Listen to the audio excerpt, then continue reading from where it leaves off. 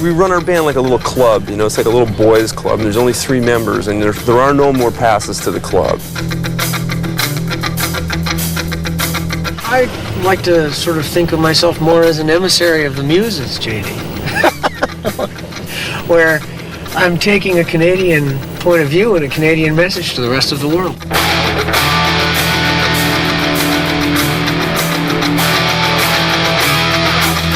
I feel like I'm in the, you know, 1/10 of 1% of the population that's doing something that they love. In terms of the overall theater of the event, it has to be a step forward.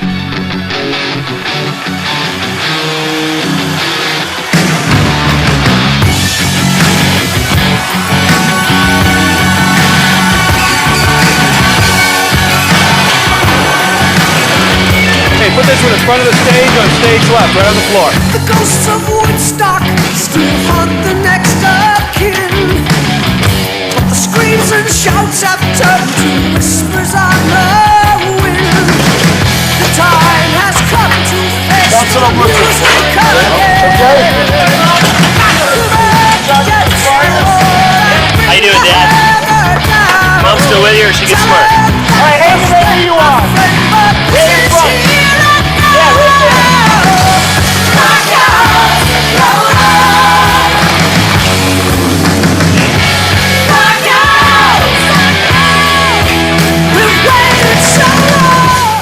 We've got 5 semis worth of equipment. It's about 173,000 pounds of gear.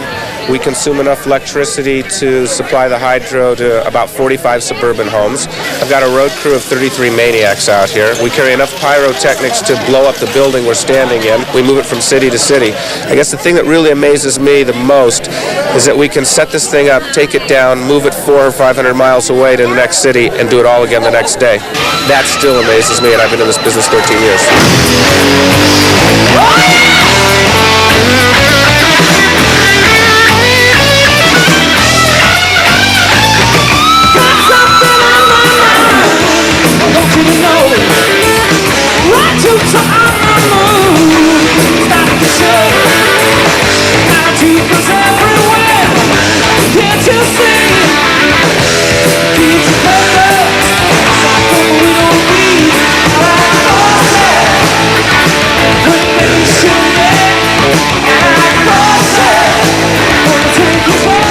I got cast in the role of being in charge of the production because I was originally a roadie before I was a musician. When I was in high school in about grade 10, there was a local band and I started out being a roadie, and so when Triumph started, I was the only one with roadie experience. So yeah, in the bars, you know, we were always trying to do whatever we could do to, you know, look better than the next band that was coming down the pike, and just continued over into the arena circuit.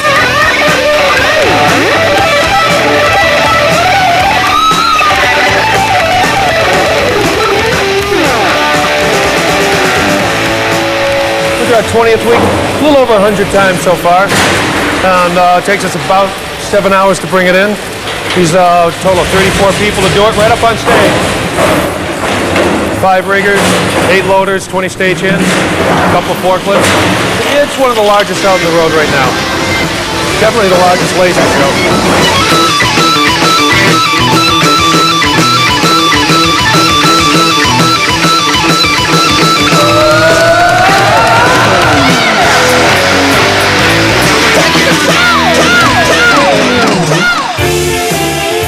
We have 2 lasers, a 171 Spectra Argon, putting out 20 watts blues and greens, and a coherent K100 Krypton, putting out about 6 watts of red.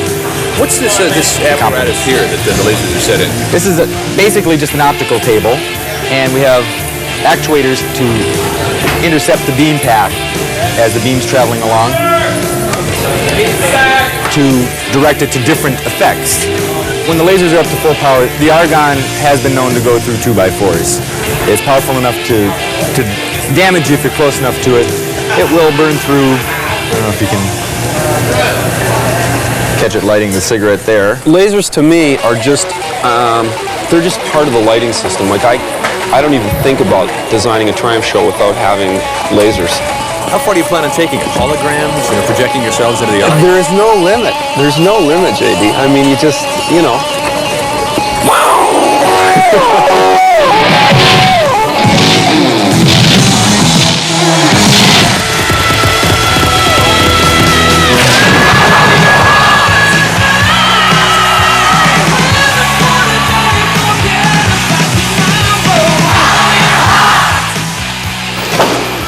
It comes in two parts. There's a fuel and an oxidizer, and it's safe until you mix the two together.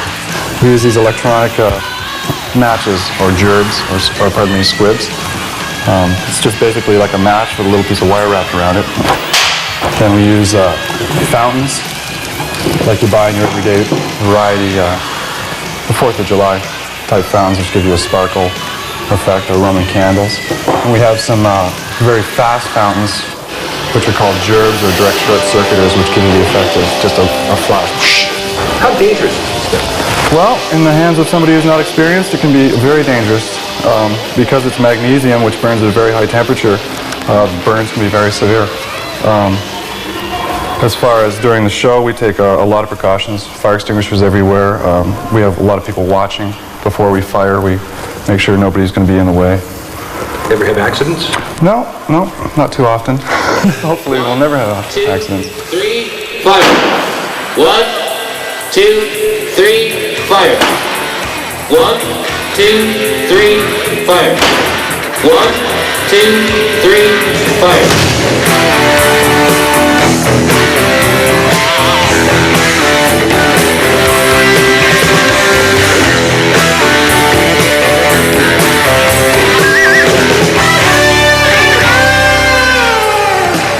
Right from day one, people were coming to see us and became fans based on word of mouth about our live shows, more so than, us. We never had the classic hit record that went to the top 10, and as a result, we gained a lot of popularity.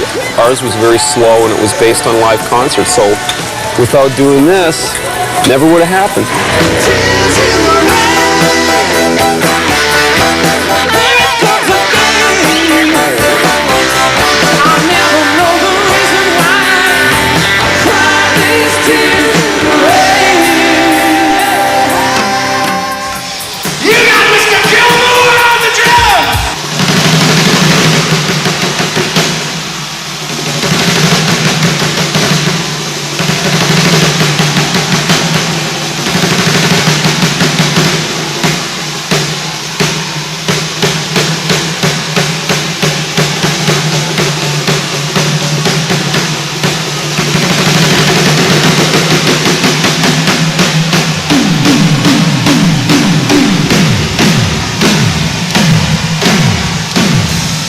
One of the most interesting things that we do is having the drums key off recorded drum sounds.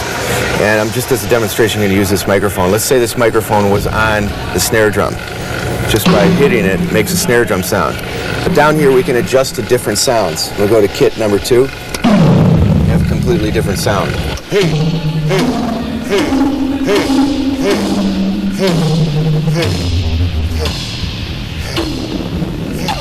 Trying to get me with the laser here.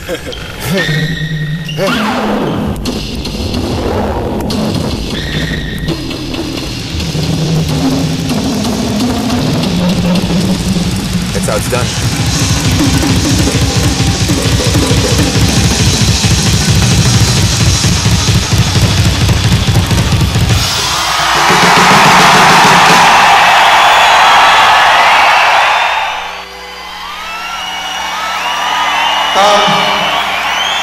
Okay, we have reached that portion of the program where the other guys go and have a beer and they send me out here all by my lonesome. And they say, Rick, you get out there and entertain those people when your classmate gets home.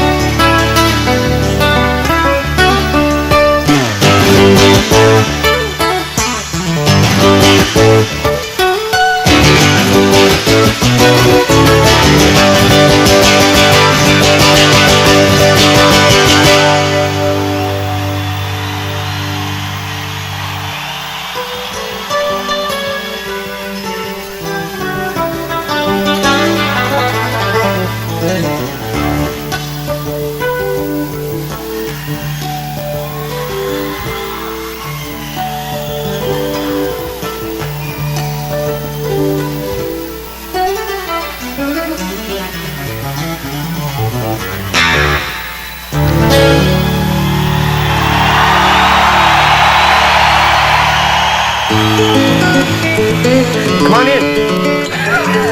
Welcome to my little office, crypt, as it were. I guess all musicians probably have some place where they go to write and be creative and stuff, and this is where I come. This is my little basement recording studio office hidey hole, as it were. And I come here to work on tunes and practice and write and fiddle about, basically.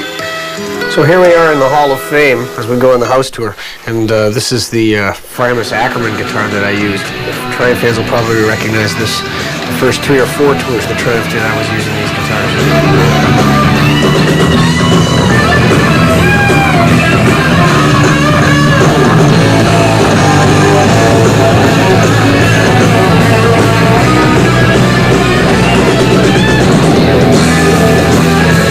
This one has really seen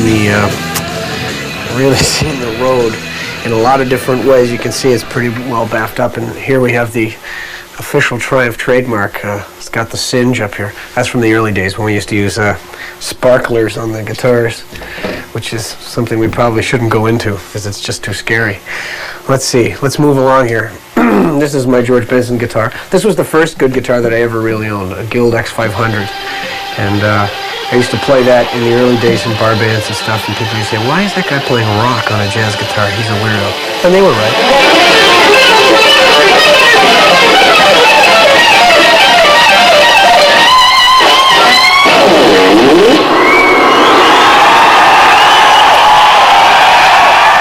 My influences on this instrument are really diverse. I mean, in the early days, it was literally that kind of really...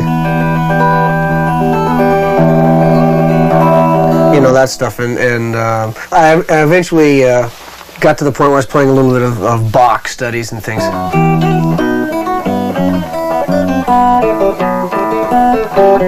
At the same time, I was sort of into a lot of jazz guitarists, so, you know, these kinds of things.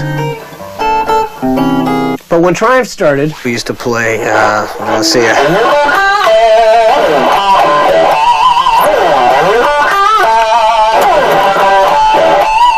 a lot of Deep Purple, so all of that stuff like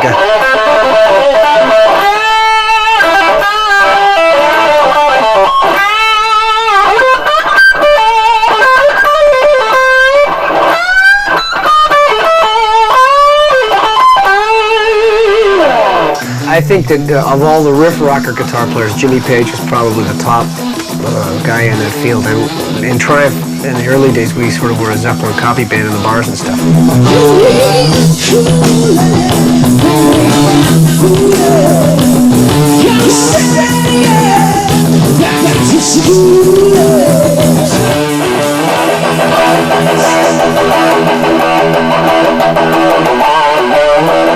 I mean, I actually still use that riff live in the arena. It's great. You know, you hear it coming off the back wall. Bum, bum, bum. I think that's why I wrote the riff, actually.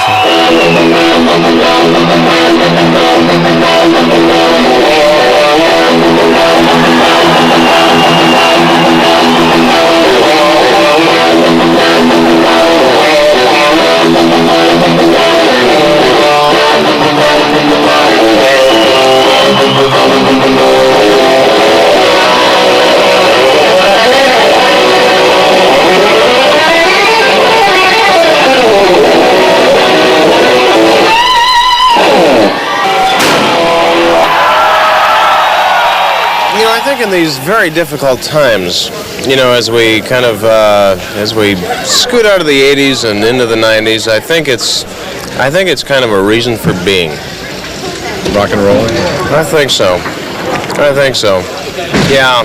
A reason to get up every morning? Absolutely. A reason to go to bed every night? Life's too short. Yeah. You've got to get up and you've got to go to bed. You just got to do it.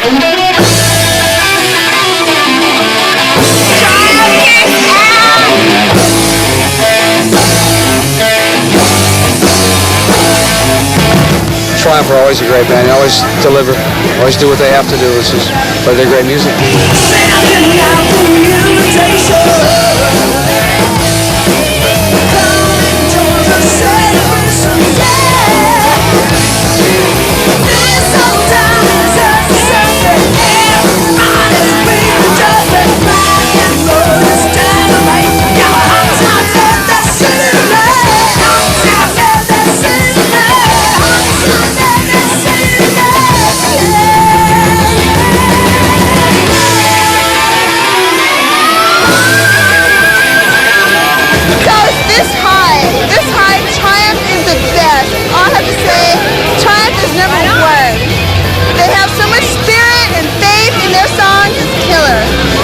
beat every time they play. That's great. That's the best part about it. Wonderful group. Most of their songs are about hope. They aren't about nonsense. They are not the typical quote heavy metal band. They are far beyond that barrier. That's what makes them different and more exclusive from the other heavy metal bands that play here. A wonderful group. Number one. Do you agree with what he's saying? Yeah, he's my cousin.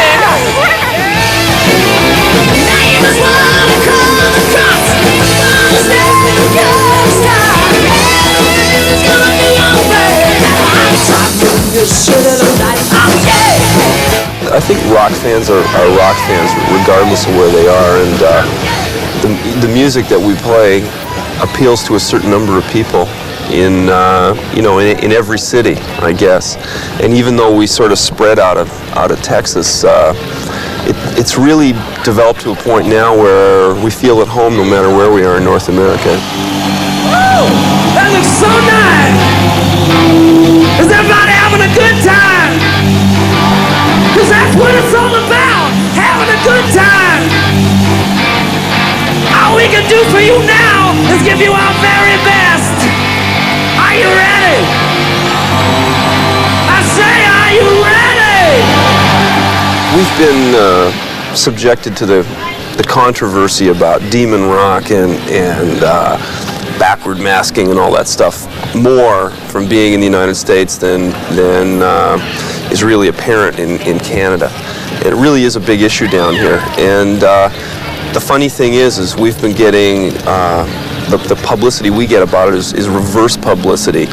In other words, a lot of writers and people in the media have seen, the positive aspects to some of the lyrics that we've written over the years, and so they sort of placed us as the flip side of the coin to that whole devil worship thing, and that was unintentional on our part, but I guess that's just a product of who we are and the songs we write and what we have to say. I've always wondered what it would be like, just you and me, baby, nothing else. We meet again, both of us by circumstance. Stay with me, we might never get this chance to hold on to love. Just one night. Don't try to fight about it, take me, I'm yours, just one night. I never start with a concept of I'm going to write a song about a guy and a girl, or I'm going to write a song about a marina, or I'm going to write a song about, do you know what I mean?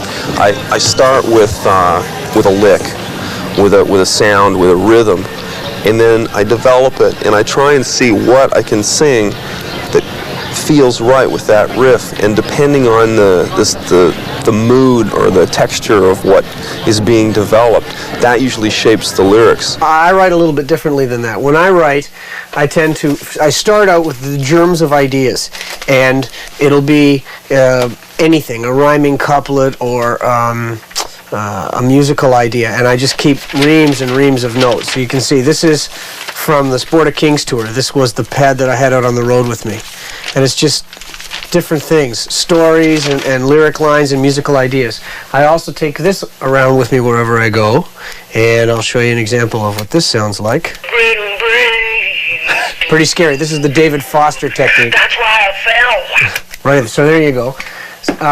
Then I come down here and I start to convert these things into little ugly, disgusting charts, and I'll create little chord structures and progressions and things. And then I'll take the song and try and get it into some sort of a demo form, and I put it onto the 4-track with a little drum machine and throw some bass guitar on it and stuff. And then I play it for the other guys, and usually at that point they'll say, no, this is no good, Rick. So then I go back to the drawing board and start again. Somebody's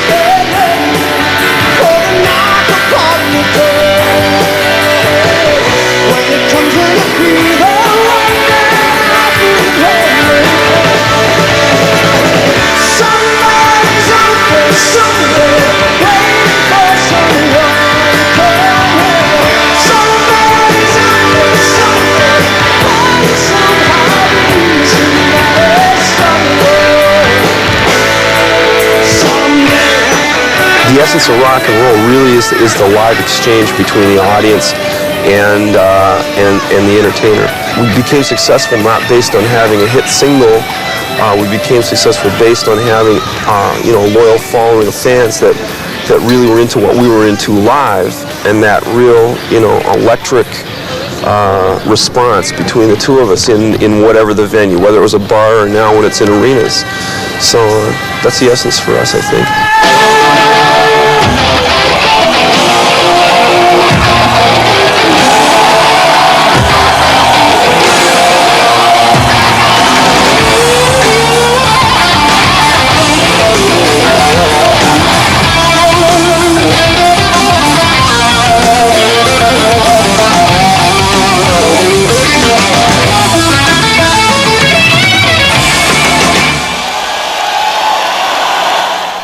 It's everything. There's nothing wrong with it. The weather's beautiful. Yeah, that's right, man.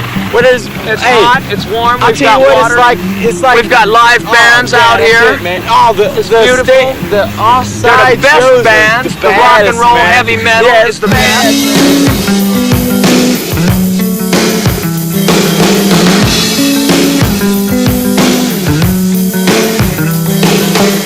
I got beer, I got weed, I got wine, I got cigarettes. Tell me what you want, tell me what you don't. Hey man, you party down, bro. It's here, right? Why not do it, man? Straight up, straight up. All the women are good looking. Beer's cold, ground soft, and free cigarettes.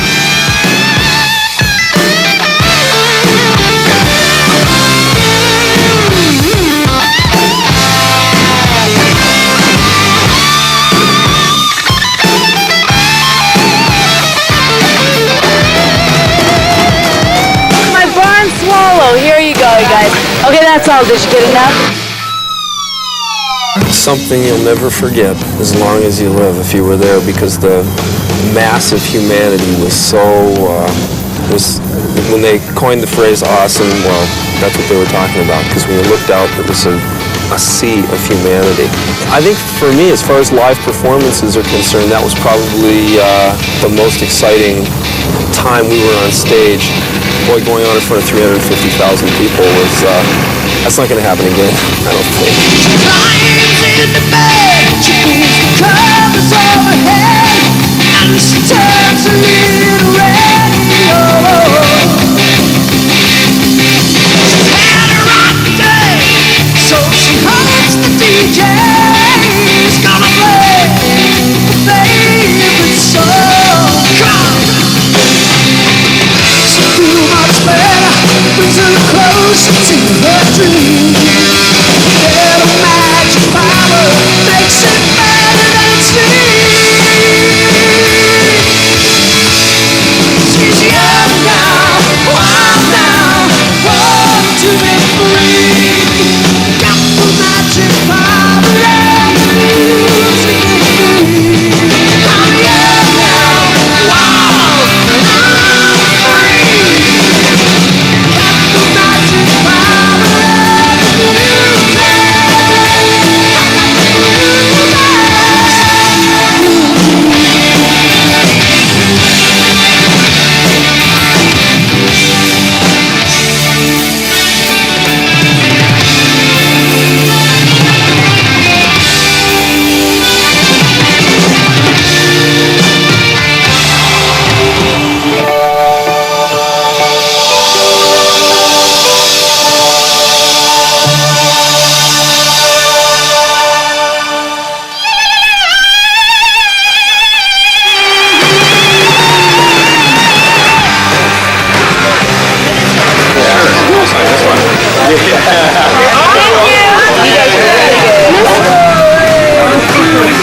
We're all saying hi to Canada. Say hi to Canada. Hi, Canada. There we are.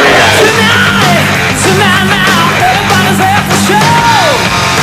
The girls and boys trying to hear the rock and roll. You can't stop the rock and play. The way the salmon offsets on the bays, it's just like my interior designer would love it. Heather Lochner, she was backstage last night, honey. It's all over. See ya. Wait, look, pan up here. Oh, see, I'm playing it safe. Wait, you think I'm doing this for the good of my health? This is how you get on a plane. Free chemical.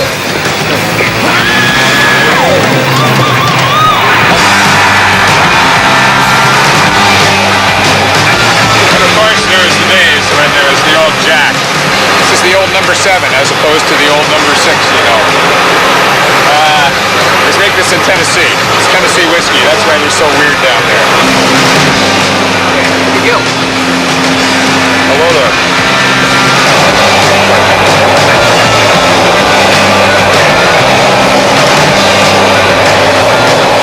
We're on final approach to Oakland Airport, runway 27 for about a 5-mile final. Touching down here in about a minute and a half. The red carpet. Nice. Give me an idea. all yours. Watch the red carpet. Watch the red carpet. Every time I get out of a Learjet, I bump my head. Done it once. Don't do this to me, okay? Like I'm tired and cranky, you know? You don't want all M&Ms with all the brown ones removed, right? We used to do that, but we outgrew that. We decided it was tacky. That's some other guy. They stole the idea from us, so we decided to let them do it instead. Observe the catering. It's a beautiful thing. Here we have napkins, plates, forks, and stale sandwiches. What the heck? There's certain physical pressures that are on your body, and a lot of bands make the mistake of messing themselves up, and then all of a sudden they cancel shows because they can't sing, or the show's bad because they stayed up all night and didn't get enough rest before they went on stage. For us, it's always been the bottom line. The audience paid for their ticket. They deserve the best that we can do. What's that? Yeah. Okay.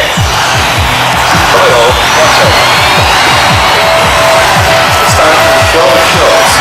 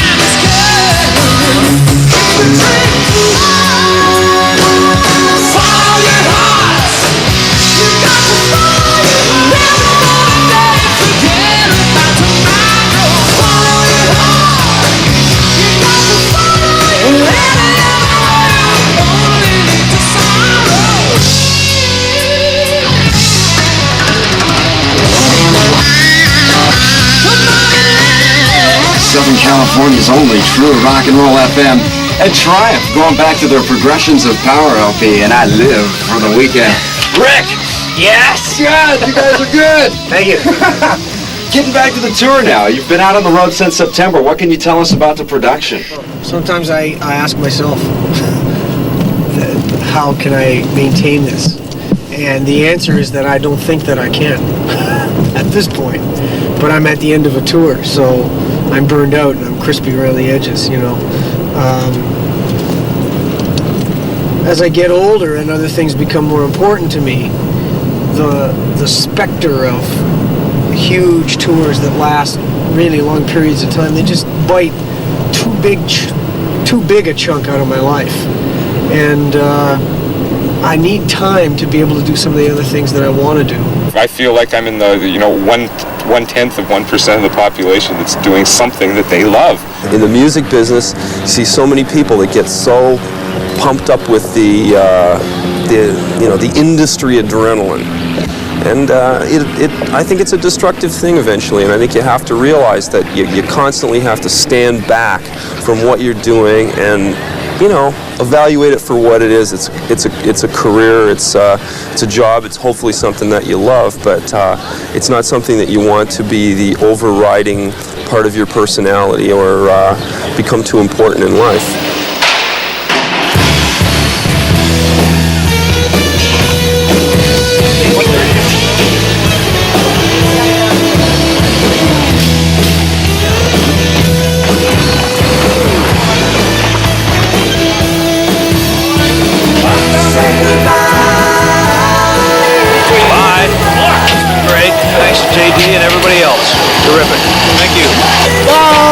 See you at Scott's Photon on Long Island, New York. Say bye. Adios, amigos. Sí, como no, de veras. Canada, eh? Hey, goodbye. Have a good day. We love you, we mean it. Don't change. Goodbye. See ya. And have a pleasant tomorrow. See you later. One more time. Bye. See ya. Goodbye, eh? Say bye, Dan. Bye. See you next year. Nation's Music Station, in stereo. Much music. Bye. You're supposed to say bye. Bye. Sell. Bye. It's been fun having everybody out here. You know, it's like it's not every day of the week. Mitch, I'm telling you, you gotta get Mitch in here on camera. Mitch is my main man here, and you know, you guys have made it. You know, a lot of fun. JD, much music, everybody, and Mitch especially. It's been a beautiful Say thing. goodbye. Okay, say goodbye. Goodbye. We love you. Triumph loves you. You didn't say it tonight, though, boss. I did too. You did not. I did too. You did? I did. I was gonna bet him money. You shouldn't have backed me up yet. Goodbye. I'm out of here. Goodbye. See ya. Do I throw my glasses? What a face. Good night.